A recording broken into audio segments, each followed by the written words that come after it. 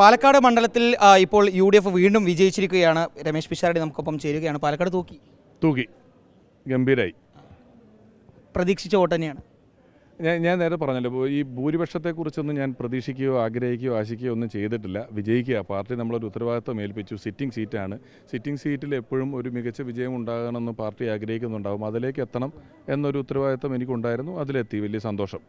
വെറുതെ ആണ് വന്ന് വിജയിക്കുകയല്ല, ഇത്തവണ പാലക്കാട് നേരിടേണ്ടി വന്നത് വലിയ രീതിയിലുള്ള പ്രതിസന്ധികളാണ് എന്നുള്ളത് നേരത്തെ തന്നെ പറഞ്ഞിരുന്നു. കാരണം ബി.ജെ.പി. വഴിയിൽ വെച്ച് തടയുന്നൊരു സ്ഥിതി വരെ ഉണ്ടായിരുന്നു. മാത്രമല്ല, ഏറ്റവും അവസാന ഘട്ടത്തിൽ വോട്ടിന് പണം കൊടുത്തു എന്ന രീതിയിലുള്ള ആരോപണങ്ങൾ വരെ ബി.ജെ.പി. നേരിടേണ്ട സ്ഥിതിയും പാലക്കാടുണ്ടായി. അതെല്ലാം മറികടന്നുകൊണ്ടുള്ള വിജയം.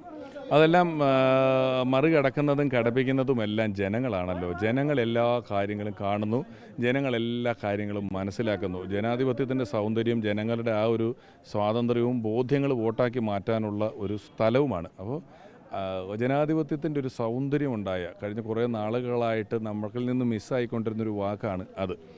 അതിലേക്ക് വീണ്ടും വലിയ ആവേശത്തോടെ ജനങ്ങൾ തിരിച്ചെത്തിയ ഒരു തെരഞ്ഞെടുപ്പ് ഫലമാണ് കേരളത്തിൽ ഉടനീളം ഉണ്ടായിട്ടുള്ളത്. പാലക്കാട് മാത്രമല്ല, എല്ലായിടത്തും ഉണ്ടായിട്ടുള്ളത്. പാലക്കാട് ഒരുപാട് വാഗ്ദാനങ്ങൾ നൽകിയിരുന്നു. ആദ്യം ചെയ്യാൻ വേണ്ടി പോകുന്ന ആദ്യത്തെ പ്രവൃത്തി എന്തായിരുന്നു? ഞാൻ നിയമസഭയുടെ ആദ്യം തന്നെ ഞാൻ ഇവിടുത്തെ കർഷകരുടെ കാര്യം ഉന്നയിക്കും. പറഞ്ഞിട്ടുള്ള എല്ലാ കാര്യങ്ങളും, എന്തെല്ലാം കാര്യങ്ങളാണോ ഞാൻ പറഞ്ഞിട്ടുള്ളത്, അതെല്ലാം പരമാവധി എന്നെ കൊണ്ട് ചെയ്യാൻ പറ്റുന്ന രീതിയിൽ പൂർത്തീകരിക്കാൻ ശ്രമിക്കുക തന്നെ ചെയ്യും. ഈ പലപ്പോഴും പിഷാരടി ഇവിടെ മത്സരിക്കാൻ വന്ന കാലം മുതൽ തന്നെ പറയുന്നത് പിഷാരടിയെ പാലക്കാട്ടുകാർക്ക് കിട്ടില്ല, ജയിച്ചാൽ തന്നെ കിട്ടില്ല എന്നുള്ളൊരു കാര്യമായിരുന്നു. ആരാ പറഞ്ഞു വരുത്തിയത്? ഒരു അഭ്യൂഹം ഉണ്ടായിരുന്നു.